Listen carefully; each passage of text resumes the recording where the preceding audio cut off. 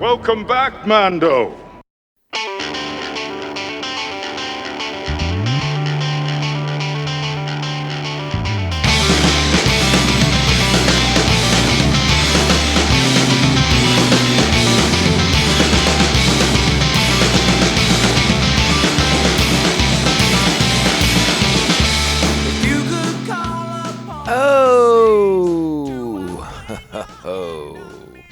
Greetings, Bucketheads. Mavar Tagar. Welcome to our 364th Scheming Sinister Schemes Schematically episode of MandoVision. And I am your host, Nargai Tom. Thank you so much for checking out our small independent Star Wars podcast. So glad you're here. Reach out to us on the socials at Mando_Vision on X and Insta, MandoVision at Blue Sky, and of course you can email me, MandoVisionTom@gmail.com. Be sure to like, subscribe, follow, and share this show with all of the Mandalorians in your covert. All right, Bucketheads, we are back for the second episode of Maul, Shadow Lord, and the second episode of 4 that will be out this week. That's right, 4. Earlier yesterday, I said 3. I forgot that they were releasing 2 episodes at a time. So yeah, there'll be 4 episodes to get us up to speed on the Maul series. I hope you guys are enjoying it as much as I am so far. I think we're off to a really good start. Episode 2 I liked quite a bit. I don't think it's necessarily as strong as the first one, but I think there's reasons for that, and I think it has a lot to do with sort of broadening the scope, giving us a deeper understanding of Janix and the world that we're inhabiting and our characters. Because again, it may be titled Maul, but there are a lot of other characters in the series that we're starting to kind of get to know better as well. A couple things I wanted to sort of address that we didn't get into yesterday on our show was Master Iko Diodaki, and he is, to the best of my understanding, a new species of character, the Moysk. I hope I'm saying that right, Mosyk. And then in this episode, we will meet another new type of alien species that we have, again, to the best of my understanding, not seen before in Arena Soul, a Padlam, who, to me, I'll be honest, reminded me quite a bit of the Asari from Mass Effect. But hey, that's not a criticism, that's just merely my observation and my deep, deep love for the Mass Effect universe. So, again, this is one of my favorite elements of Star Wars is when we get to see new species out there in the galaxy, whether they're just sort of background characters, or in the case of this show, they're in the forefront. You know, Master Iko Diodaki, pardon me, you know, another short diminutive Jedi Master, wise with age. So obviously similar to the Yoda-esque vibes from that character. But I hope we get to know more about his people.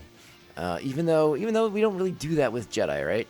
That's not really a thing we explore, but it'd be nice to kind of get to know more about the Moysk people as the show maybe goes on, or at least it spins out into something that we can follow up and get to know who they are as a people. And the same goes for the Padlam as well. Love to know more about them. Visually interesting characters, always a key hallmark of a Star Wars story, is to have those visually interesting, dynamic aliens. And you know, just like in 1977 when A New Hope came out, that was one of the things. The Cantina scene set the tone for what the Star Wars galaxy can be when it comes to creatures and different aliens that inhabit this wonderful galaxy that we are big fans of here.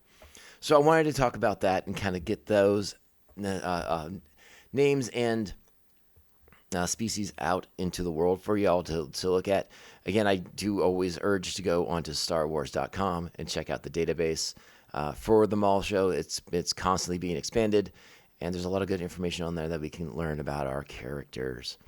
I think it's time to kind of roll into things. I do have one other little oversight.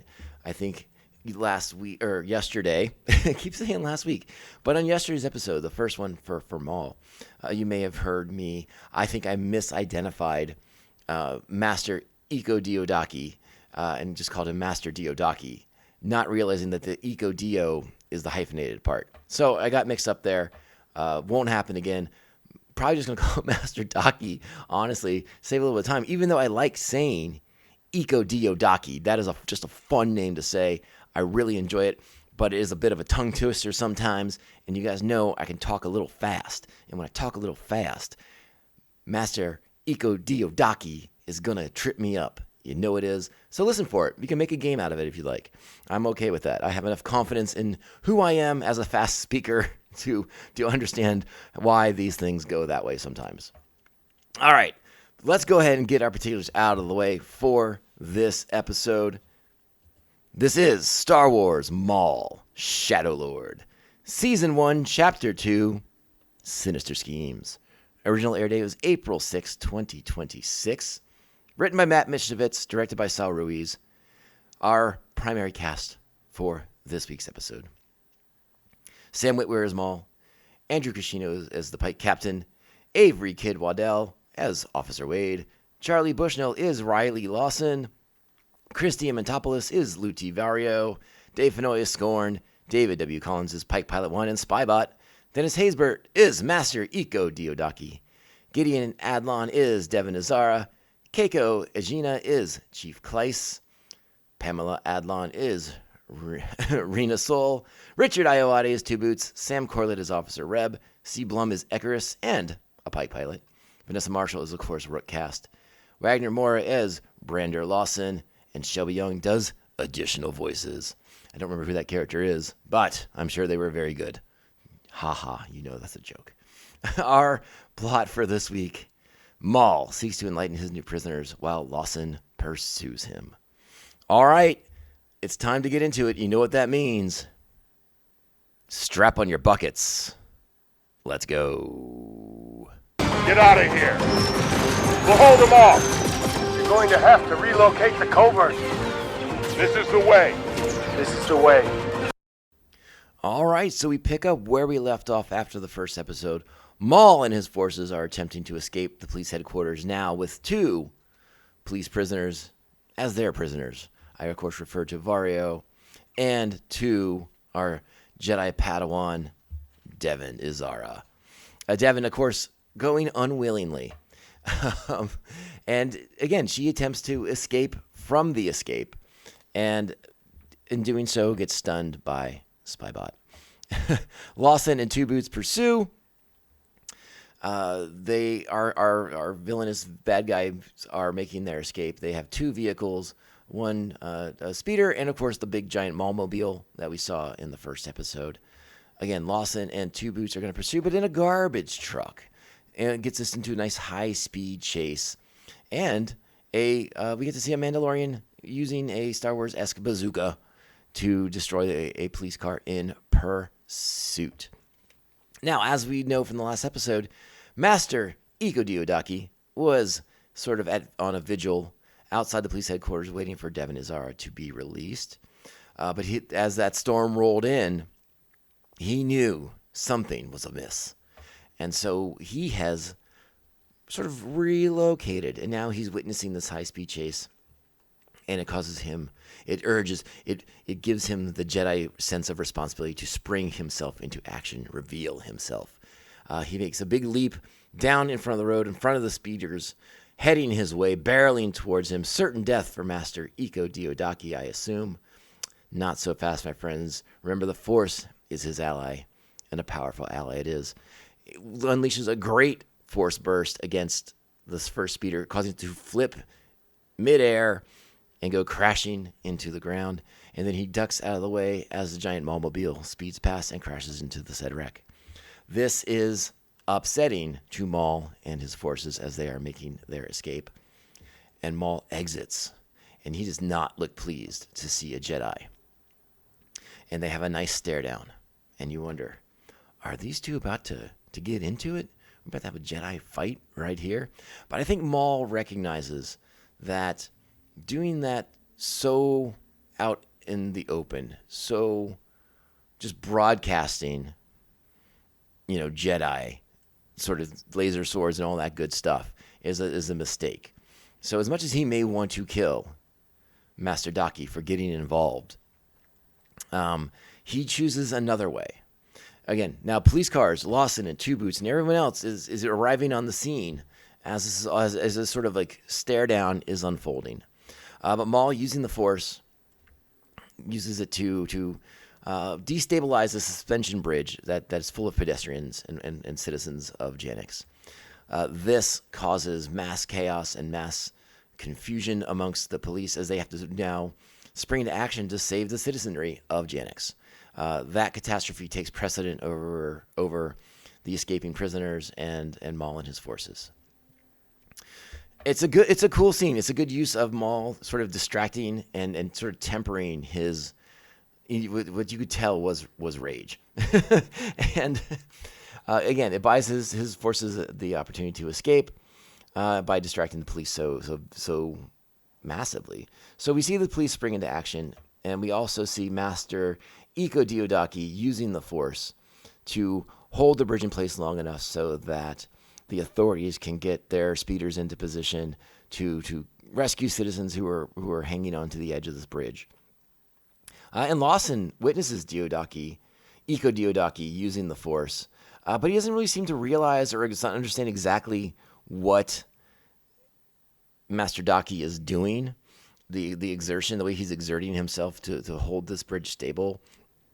And again, it's another sort of clue that Lawson has sort of had limited exposure to Force users in his time, whether that was here on Janix or his time out in the galaxy. Again, it's been sort of hinted and alluded to that he is a bounty hunter in his former life. But regardless, he seems to not have a lot of experience. So he just thinks he sees an old guy, maybe getting ready to pass out. So he's like, "Hey man, you okay?" Not realizing exactly what's going on. But then, as the bridge, is up, held together, and then comes crashing down again, that's when Master Iko Diodaki uses it to escape himself. All right, and then we go back to the police headquarters. They're trying to understand, why these guys would break into the police headquarters and get Vario. They recognize they're quick to establish that the police are quick to understand that these aren't Vario's known associates. Something else is going on here, and they don't know why they would take Devin Yzara with them. A person who was in there for stealing fruit. They don't understand that part of it either.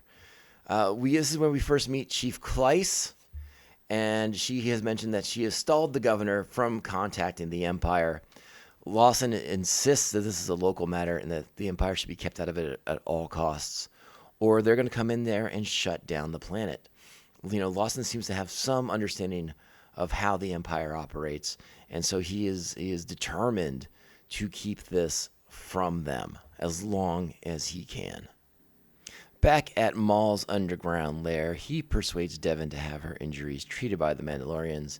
He mentions how they are just incredible combat medics.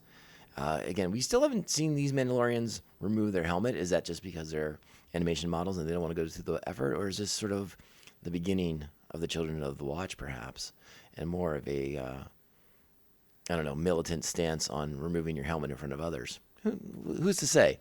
Probably just really the animation thing, but it's something to consider. Maul also states to Rook, because again, Rook has questions like, why is Vario still alive, and why do they have this young girl with him? And he says, Vario serves a purpose, and when he doesn't, I'm gonna kill him.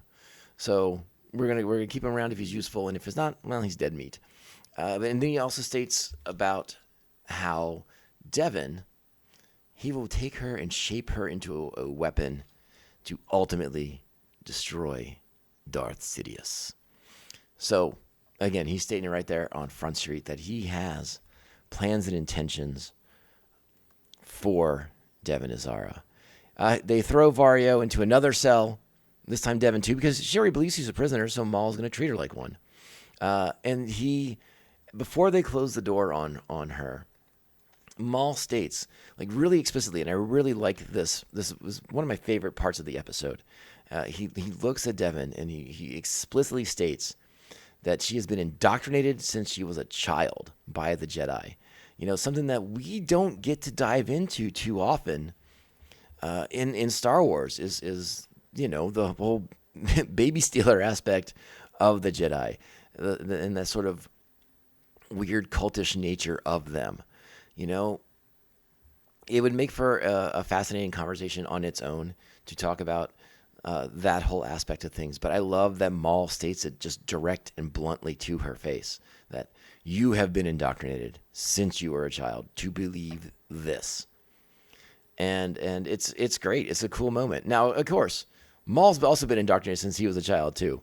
But Maul also believes he's had these shackles removed from him. He doesn't comprehend that he is fueled and driven only by revenge.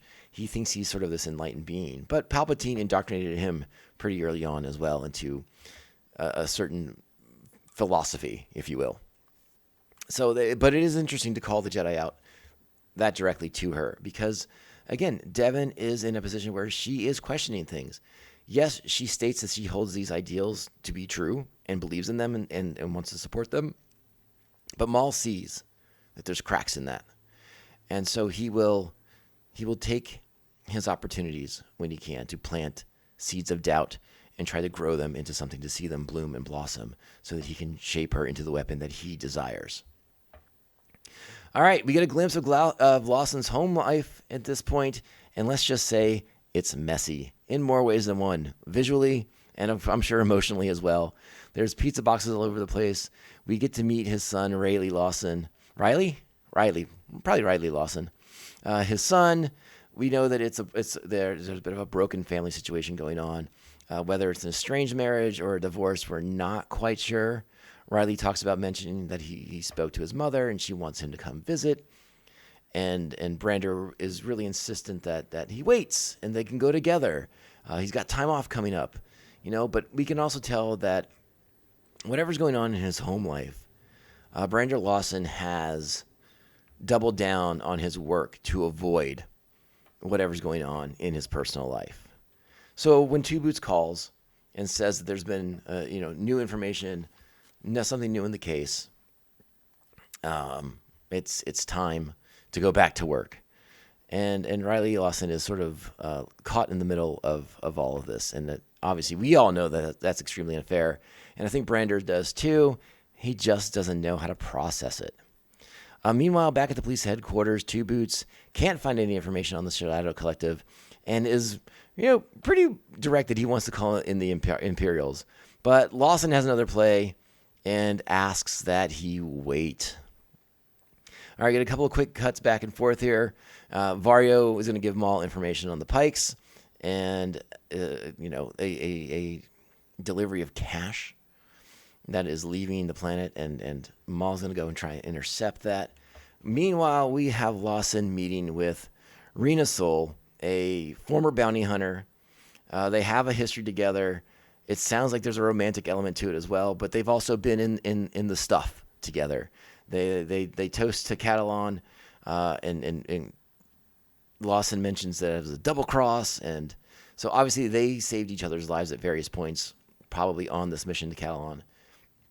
And so they drink over it.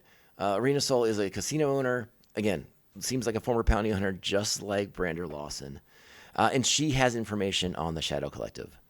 And she's able to sort of fill in some of the gaps that aren't in the records right now. Lawson and Two Boots haven't been able to find anything about the Shadow Collective. Two Boots very explicitly thought Lawson was lying, not being totally honest. And Lawson was like, no, he was afraid.